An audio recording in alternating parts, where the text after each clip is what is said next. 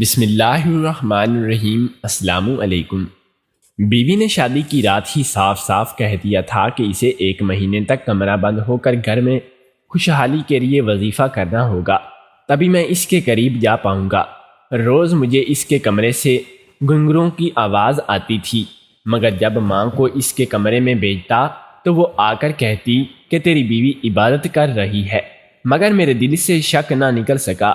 اس لیے ایک دن رات 12 بجے دوسری چابی لگا کر چوری چھپے اس کے کمرے میں داخل ہوا تو سامنے موجود گھنگروں پہنے وہ لڑکی میری بیوی تو نہیں تھی۔ پھر اچانک مجھے کمرے سے ایسی آوازیں آ رہی تھی کہ جیسے کوئی گھنگرو پہن کر رقص کر رہا تھا۔ میں اس وقت کمرے کے بالکل سامنے ٹی وی لاؤنج میں لیٹا ہوا تھا اور اس وقت رات کا 1 بج رہا تھا۔ پہلے تو اچانک خوف کے مارے میری آنکھ کھل گئی اور میں کافی دیر سوچتا رہا کہ میرے آس پاس ہو کیا رہا ہے۔ پھر جیسے ہی پتہ چلا کہ میری بیوی کے کمرے سے یہ آوازیں آ رہی ہیں تو میں چونک کر اٹھ گیا۔ پہلے تو مجھے یہی لگا کہ شاید یہ میرا وہم ہے، مگر جب میں کمرے کے نزدیک گیا اور دروازے سے کان لگا کر سنا تو مجھے پتہ لگا کہ یہ سچ ہی آوازیں ہیں اور مجھے کوئی وہم نہیں ہو رہا۔ اور آج یہ دوسری مرتبہ ہوا تھا۔ پہلی مرتبہ تو میں نے واقعی میں اپنا وہم سمجھ کر اسے جھٹک دیا تھا، لیکن اس بار یہ آوازیں صاف اور واضح طور پر سنائی دے رہی تھیں۔ کچھ دیر تو میں پریشانی سے ٹہلتا رہا کہ کیا کروں اور کیا نہ کروں۔ میں خود تو اپنی بیوی کے کمرے میں نہیں جا سکتا تھا، اسی لیے بھاگ کر جلدی سے نیچے گیا اور اپنی ماں کے کمرے کا دروازہ کھٹکھٹا کر اسے باہر بلایا۔ اماں بہت پریشان ہوئی کہ رات کو اس وقت مجھے ان کی کیا ضرورت آن پڑی ہے، مگر جب میں نے کہا کہ آپ میرے کمرے میں آئیں اور آپ میری بیوی کے کمرے کا دروازہ کھلوا کر اندر جا کر دیکھیں، اماں بھاگتے ہوئے میرے ساتھ اوپر آئی اور میری بیوی کے کمرے کے دروازے پر دستک دی اور کمرے کے اندر چلی گئی۔ میں باہر بے چینی سے انتظار کر رہا تھا کہ آخر وہ اندر کمرے میں کیا کر رہی ہوگی۔ تھوڑی دیر بعد اماں باہر آئی اور مجھے کہنے لگی کہ تجھے تو غلط فہمی ہو رہی ہے، مجھے لگتا ہے کہ تیرے کان خراب ہو گئے ہیں۔ تیری بیوی مصلح پر بیٹھی عبادت کر رہی ہے، نماز پڑھ رہی ہے، تو نے فضول میں ہی اس پر شک کیا۔ اماں کی بات سن کر میں تو الجھ کر ہی رہ گیا۔ ایسے کیسے ہو سکتا تھا کہ یہ میرا وہم ہو؟ وہم تو ایک بار ہوتا ہے، مگر آج میں نے دوسری بار واضح طور پر گھنگروں کی آوازیں سنی تھیں، مگر اماں کسی طور پر ماننے کو تیار ہی نہیں تھی۔ کہہ رہی تھی کہ میں نے تیری بیوی کے کمرے میں اچھے سے دیکھا ہے، وہاں پر تو جو کچھ تو بھی نہیں ہے، میرا خیال ہے کہ تمہیں وہم ہو رہا ہے۔ اماں چلی گئی تو میں دوبارہ سونے کے لیے لیٹ گیا، لیکن سوتے ہوئے کچھ ہی دیر گزری تھی کہ پھر سے مجھے جاگنا پڑا، کیونکہ اس بار پھر سے گھنگروں کی آوازیں آ رہی تھیں اور اس بار واضح اور اتنی تھیں کہ مجھے لگ رہا تھا کہ وہ میرے دماغ کے اندر گھس رہی ہیں۔ میں اپنے کانوں پر ہاتھ رکھ کر اونچی آواز سے چلانے لگا، تبھی بھاگتے ہوئے ماں اوپر آ گئی اور میری بیوی بھی کمرے کا دروازہ کھول کر آ گئی تھی۔ میں نے دیکھا تو اس کا حلیہ دیکھ کر چونک پڑا۔ اس نے تو سفید لباس پہن رکھا تھا اور سر پر دوپٹہ لیا ہوا تھا۔ مجھے دیکھتے ہی پریشانی سے کہنے لگی، کیا ہوا، آپ کیوں چیخے؟ میں نے اسے کہا کہ تمہارے کمرے سے مجھے ابھی پھر دوبارہ سے گھنگروں کی آوازیں آئی تھیں، تم کہاں کیا کرنے کی کوشش کر رہی ہو؟ وہ رونے والی صورت بنا کر میری ماں سے کہنے لگی کہ دیکھیں یہ آپ کے بیٹے کو کیا ہو گیا ہے، میں تو عبادت کر رہی تھی اور ان کی چیخیں سن کر بھاگتی ہوئی باہر آئی ہوں۔ آپ چاہیں تو میرے کمرے میں جا کر دیکھ لیں، آپ کو کہیں بھی گھنگروں مل جائیں تو جو چاہے مجھے سزا دے دیجیے گا۔ امی نے تو اس کو کہا، نہیں بیٹی تم ایسی باتیں مت کرو، مجھے لگتا ہے کہ اس کو کچھ ہو گیا ہے، یہ آج کل بڑی عجیب و غریب باتیں کر رہا ہے، تم جاؤ شاباش اپنے کمرے میں جا کر سو جاؤ۔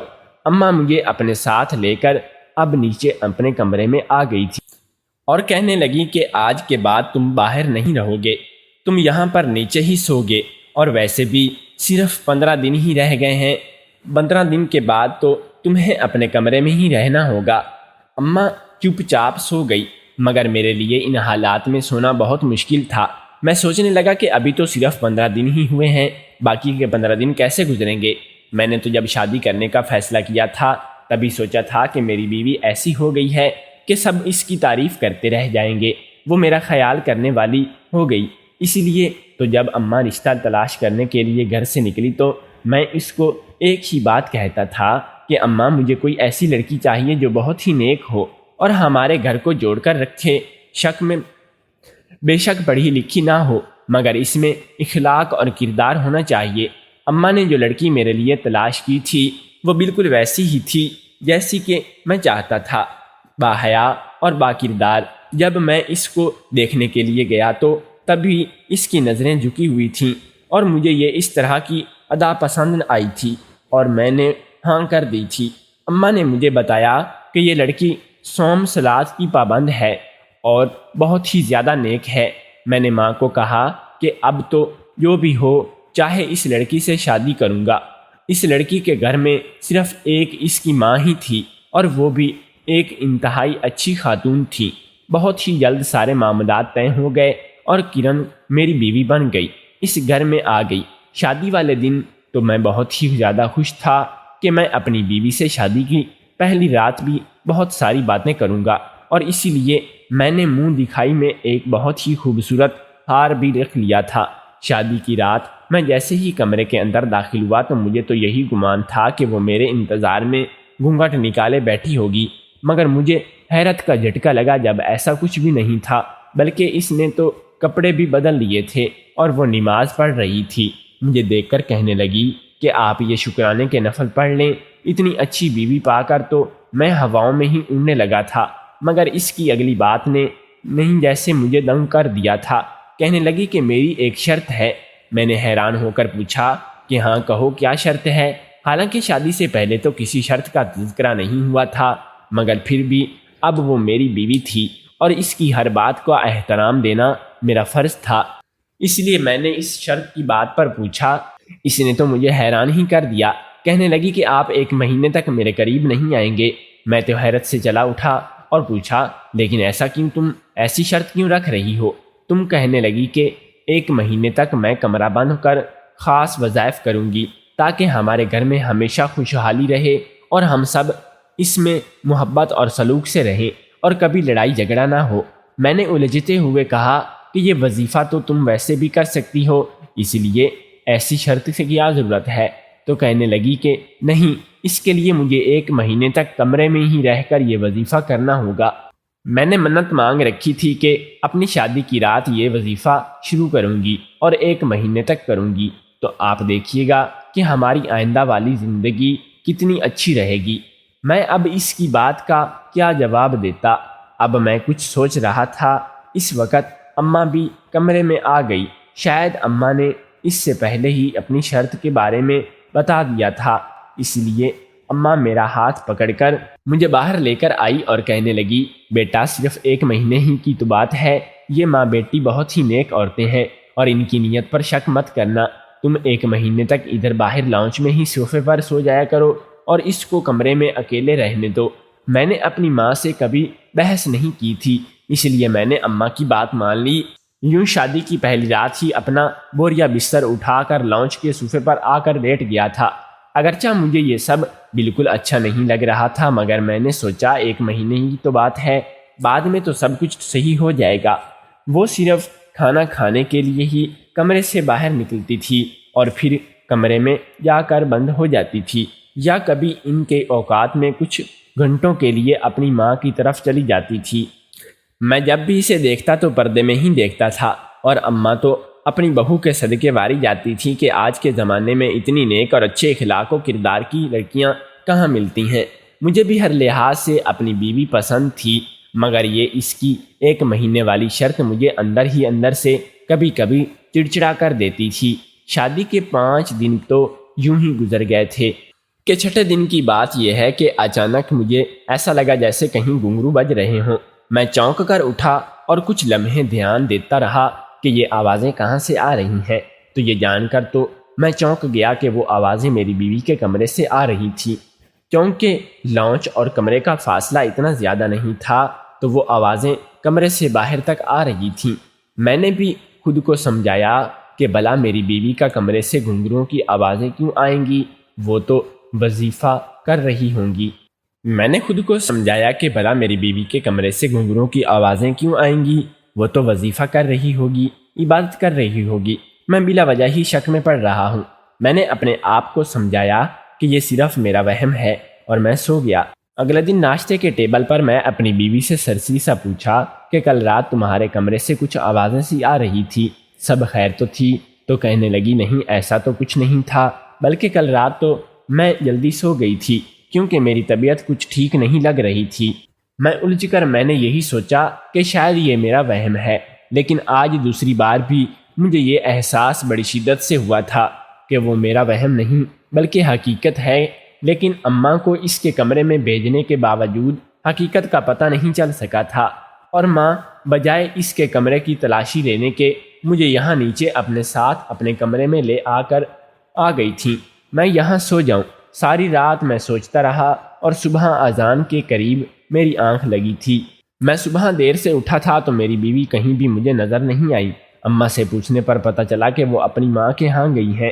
اماں مجھے کہنے لگی کہ ویسے تو وہ کہہ رہی تھیں کہ وہ خود بخود ہی واپس آ جائے گی، لیکن تم بھی ایسا کرنا کہ اسے لینے چلے جانا، اس کی ماں کو اچھا لگے گا کہ تم اس کی بیٹی کی فکر کرتے ہو۔ 12 بجے کے قریب اس کے گھر پر چلا گیا اور جب اسے وہاں نہیں پایا بلکہ اس کی ماں تو خود حیران ہو رہی تھی کہ وہ تو یہاں پر نہیں آئی، پھر اپنی بیٹی کو بچانے کی خاطر بات بدلتے ہوئے بولی کہ شاید وہ یہیں پر آئی ہوں، مگر تھوڑی دیر پہلے ہی میں گھر پر نہیں تھی تو وہ چلی گئی ہوگی۔ میں پریشان ہو گیا کہ یہ گھر پر نہیں تھی تو وہ اگر پلٹ گئی ہوگی تو اسے تو بھروسہ پر سیدھا گھر پر ہی چلے جانا چاہیے تھا، تو ابھی تک وہ پہنچی کیوں نہیں؟ میں پریشان ہو کر گھر آ گیا تو وہ مجھ سے پہلے ہی وہاں پر موجود تھی۔ میں نے اس سے پوچھا کہ تمہیں اتنی دیر کیسے ہو گئی، تمہاری ماں تو گھر پر ہی نہیں تھی؟ تو وہ کچھ گھبرا گئی، پھر کہنے لگی کہ اماں گھر پر نہیں تھی تو میں پڑوس میں اپنی سہیلی کے پاس بیٹھ گئی اور اس سے مل کر آ گئی ہوں۔ جانے کیوں، مگر مجھے اس کی بات پر یقین نہیں آیا، حالانکہ اس میں کوئی اتنی قابل اعتراض اور شک کرنے والی بات نہیں تھی، مگر جب میں نے 2 گھنگروؤں کی آوازیں سنی تھیں تو میں اس کی طرف سے کافی مشکوک ہو چکا تھا، اور مجھے دماغ میں ہر وقت اس کے بارے میں بس اس کو خیالات ہی آنے لگے تھے کہ یہ ضرور مجھ سے کچھ چھپا رہی ہے یا پھر کوئی اور بات ہے۔ میں نے سوچا کہ جب تک یہ باہر اماں کے پاس بیٹھی ہے میں موقع کا فائدہ اٹھا کر اس کے کمرے کی تلاشی لے لیتا ہوں، مجھے کچھ تو مل جائے گا۔ میں نے کمرے میں جاتے ہی کمرے کو مکمل دیکھ لیا، لیکن مجھے کچھ بھی نہیں ملا، گھنگرو بھی نہیں ملے۔ تھک کر میں آرام کرنے کی غرض سے اماں کے کمرے میں آیا تو بیڈ پر گھنگرو دیکھ کر مجھے حیرت کا جھٹکا لگا تھا۔ یہ اماں کے کمرے میں کیا کر رہے ہیں؟ میں تھوڑی ہی دیر کے لیے واش روم میں گیا کہ واپس آ کر اماں سے پوچھوں کہ یہ اماں کے کمرے میں کیا کر رہے ہیں۔ میں تھوڑی دیر کے لیے واش روم میں گیا کہ واپس آ کر اماں سے پوچھوں گا کہ یہ سب کیا ہے، لیکن جب میں واپس آیا تو بیڈ پر کچھ بھی نہیں تھا۔ میں نے آنکھیں مل مل کر دیکھا کہ شاید ہی میری نظر کا دھوکہ ہو، لیکن یہاں پر سچ میں کچھ نہیں تھا۔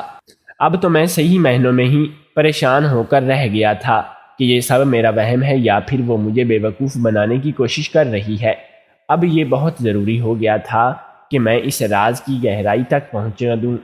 3 دن تو سکون سے گزر گئے، پھر میں نے ماں کو کہا تھا کہ آپ میری وجہ سے تنگ ہو کر سوتی ہیں تو میں اوپر والے لاؤنج میں ہی جا کر سو جاتا ہوں۔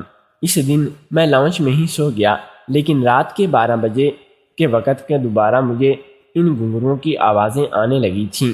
اب تو میری بس ہو گئی تھی۔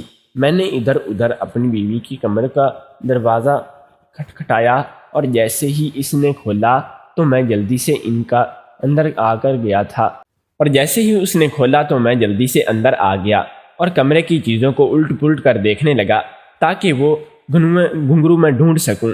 وہ مجھے بار بار روک رہی تھی اور یہی کہہ رہی تھی کہ آپ کو کوئی غلط فہمی ہوئی ہے۔ میں نے کمرے کا حشر نشر کر کے رکھ دیا تھا، مگر مجھے کچھ بھی سمجھ نہیں آ رہا تھا کہ میرے ساتھ کیا ہو رہا ہے۔ اس میں روتے ہوئے ماں کو بلایا اور کہنے لگی کہ مجھے لگتا ہے کہ ان کے ساتھ کوئی نفسیاتی مسئلہ درپیش ہے، ہمیں انہیں ڈاکٹر کے پاس لے کر جانا چاہیے۔ اماں بھی اس کی باتوں میں آ گئی اور کہنے لگی کہ کہیں مجھے بھی یقین ہو گیا کہ شاید ایسا ویسا کچھ ہو نہیں ہے، مجھے یہ کوئی دماغی عارضہ لاحق ہو گیا ہوگا۔ اگلے دن وہ دونوں مجھے ایک نفسیاتی ڈاکٹر کے پاس لے گئیں اور اس نے علیحدہ کمرے میں مجھ سے سوال جواب کیے اور پھر مجھے کہنے لگا کہ جو دوائیاں میں آپ کو دے دوں گا وہ آپ نے روزانہ استعمال کرنی ہے، کیونکہ آپ نفسیاتی دباؤ کا شکار لگ رہے ہیں۔ جو حالات آپ نے بتائے ہیں ان کو سن کر تو میں یہی کہہ سکتا ہوں کہ آپ اپنی بیوی سے دور ہیں اور شادی کے باوجود اس کے قریب نہیں ہیں۔ اسی وجہ سے آپ کے اندر کا غبار آپ کے دماغ کو چڑھ رہا ہے اور آپ کو ایسی باتیں اور ایسا کچھ دکھائی دے رہا ہے جو حقیقت میں موجود نہیں رکھا تھا۔ ڈاکٹر کی وضاحت سے کافی حد تک میں مطمئن ہو گیا تھا اور میری ماں نے بھی مجھے یہی کہا تھا کہ تم اپنے آپ پر قابو رکھو، صرف 12 دن ہی ہیں تو رہ گئے ہیں، پھر تم اپنے کمرے میں شفٹ ہو جاؤ گے۔ گھر آنے کے بعد میری بیوی نے میرا بہت خیال کرنا شروع کر دیا اور آج نے مجھے پابندی سے خود ناشتہ کھانا اور وغیرہ بنا دینا شروع کر دیا تھا۔ مجھے اپنے ہاتھوں سے دوائیاں کھلاتی، دن بھر وہ میرا خیال رکھتی تھی، مگر رات ہوتے ہی وہ بدل سی جاتی تھی اور کمرے میں بند ہو جاتی تھی۔ میں نے بھی اپنے آپ کو سمجھا لیا تھا کہ کوئی بات نہیں، صرف کچھ ہی دن رہ گئے ہیں۔ وہ اتنی اچھی ہے کہ میرا اتنا خیال کر رہی ہے، میرا بھی فرض بنتا ہے کہ اس کی شرط کا احترام کروں اور جو کہتی ہے اس کو مانوں۔ یقیناً جانے کیوں مجھے اپنے آپ پر قابو میں نہیں لگ رہا تھا۔ رات کو جب بھی میں اس کمرے میں جاتے ہوئے دروازہ بند کرتے دیکھتا تو وہ میرے دماغ کی نسیں پھٹنے لگتی تھیں اور مجھے اس پر بہت غصہ آنے لگتا تھا اور میں جلدی سے دبا لے کر سو جاتا تھا کہ میرا دماغ ان سب فکروں سے آزاد ہو سکے، مگر پھر بھی مجھے یوں ہی لگتا تھا کہ جیسے وہ کمرے میں گھنگرو پہن کر ناچ رہی ہے۔ ڈاکٹر کی دوائیوں نے بھی مجھے کچھ فرق نہیں پڑ رہا تھا۔ ایک دن میں یوں ہی پریشانی میں اپنے دوست کے پاس چلا گیا اور اسے ساری باتیں بتائیں تو وہ کہنے لگا کہ اکثر ایسا ہوتا ہے کہ جب ایک ڈاکٹر کے پاس آرام نہیں آیا تو ہم کسی دوسرے کے پاس چلے جاتے ہیں۔ تم ایسا کرو کہ میرے ساتھ ایک اور ڈاکٹر کے پاس چلو، وہ بہت اچھی سائیکولوجسٹ ہے۔ میں اپنے دوست کے ساتھ اس سائیکالوجسٹ پر پاس چلا گیا اور پھر سے اسے اپنی ساری داستان سنائی۔ میری کہانی سن کر کافی دیر تک حیران ہوتی اور پھر مجھے کہنے لگی کہ آپ اگلی بار جب آئیں گے تو جو دوائیاں آپ کھاتے رہے ہیں وہ لے کر آئیں گے تاکہ میں دیکھ سکوں کہ آپ کو اگر ان دوائیوں سے آپ کو فرق نہیں پڑا تو آپ کو کوئی اور دوائیاں دوں، مگر تب تک آپ کوئی بھی دوا مت لیجیے گا۔ اس ڈاکٹر کی بات پر مجھے بہت اچھا محسوس ہو رہا تھا کیونکہ اس نے کافی حد تک میری تھراپی کر کے مجھے فکر سے آزاد کر دیا تھا۔ جب میری بیوی مجھے دوا دینے لگی تو مجھے خوش باش دیکھ کر کہنے لگی کہ آج آپ کا موڈ بہت اچھا ہے۔ میں نے کہا کہ ہاں ایسا ہی ہے۔ اس نے مجھے دوا دی، یہ کھا لے۔ میں نے منہ میں رکھ لی، لیکن جیسے ہی کمرے میں باہر گئی میں نے فوراً وہ دوا ڈسٹ بن میں پھینک دی تھی، کیونکہ میں دوا سے نہیں بلکہ کاؤنسلنگ سے ٹھیک ہونا چاہتا تھا۔ میری بیوی کی شرط ختم ہونے میں صرف 5 دن ہی باقی رہ گئے تھے اور میں روز ڈاکٹر کے پاس جا رہا تھا۔ ایک دن مجھے کہنے لگی کہ آج آپ کو اپنی تمام الجھنوں اور سوالوں کا جواب مل جائے گا۔ آج آپ نے کرنا ہے یہ ہے کہ جب آپ کو گھنگروؤں کی آواز سنائی دے تو آپ نے شور نہیں مچانا بلکہ چپ کر کے ایکسٹرا چابی سے کمرے کا دروازہ کھولنا ہے اور کمرے میں چلے جانا ہے۔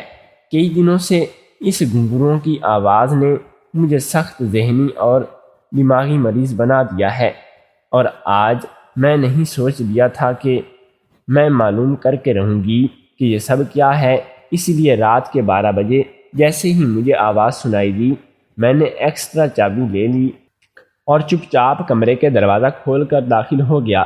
اندر کا منظر دیکھ کر میرے ہوش اڑ گئے کیونکہ بالکل سامنے ہی تو میری بیوی اپنے پیروں میں گھنگرو باندھ کر ایک خاص دھرم سے رقص کر رہی تھی اور وہ اپنے آپ میں اس طرح مگن تھی کہ اسے میرے کمرے میں آنے کا احساس نہیں ہوا۔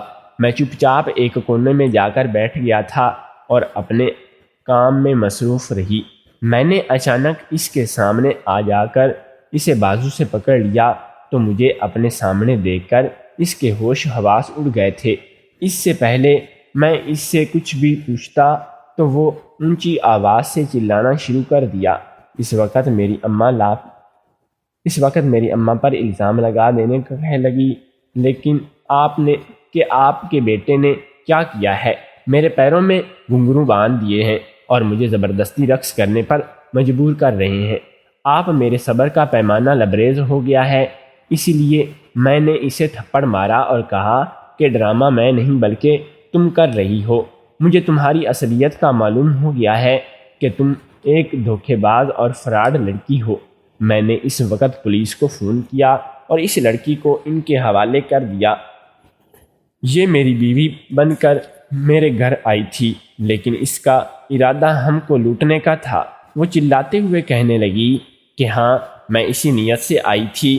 میں تمہیں ذہنی طور پر اس قدر پاگل کر دینا چاہتی تھی کہ تم اپنا آپ بھول جاؤ اور اپنے حواس کھو بیٹھو۔ اس لیے میں ایک خاص ردھم رقص کرتی تھی تاکہ گھنگروں کی آواز سے تمہیں ہیپناٹائز کر سکوں، اور ڈاکٹر جس کے پاس میں تمہیں لے کر گئی تھی وہ بس میرا ہی دوست تھا، اور اس نے تمہیں ایسی دوائیاں دی تھیں جن کی وجہ سے تمہارا ذہن مزید خراب ہوتا اور تم ہر وقت غصے میں ہی رہتے ہو۔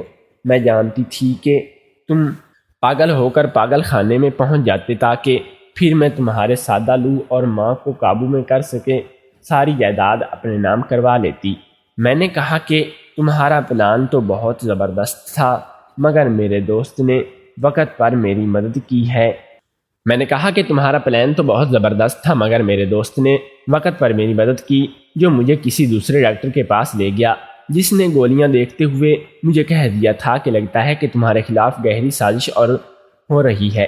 اس کے لیے میں نے وہ گولیاں کچھ دن پہلے ہی کھانی بند کر دی تھیں۔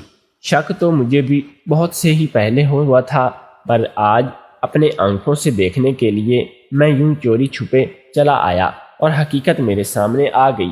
اس کو پولیس پکڑ کر لے گئی، مگر میری اماں کو بہت دکھ ہوا کہ وہ انہیں بے وقوف بنا گئی۔